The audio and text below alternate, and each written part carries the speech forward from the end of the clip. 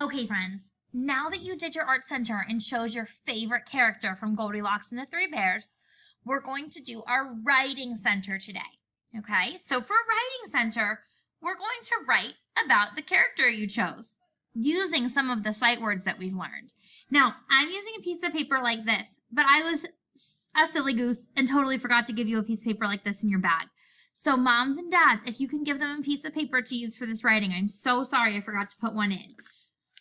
And friends, once you have your paper, the first thing you do is always the same. Look at the top and write your name. So I'm going to write Miss Paranzino.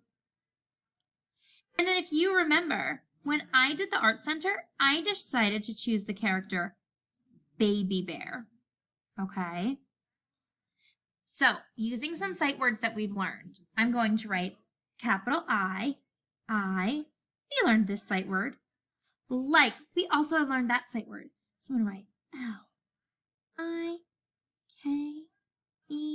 like. I like, and then if you remember, I decided to do Baby Bear, so I'm going to sound out B, B, B, B, A, B, E.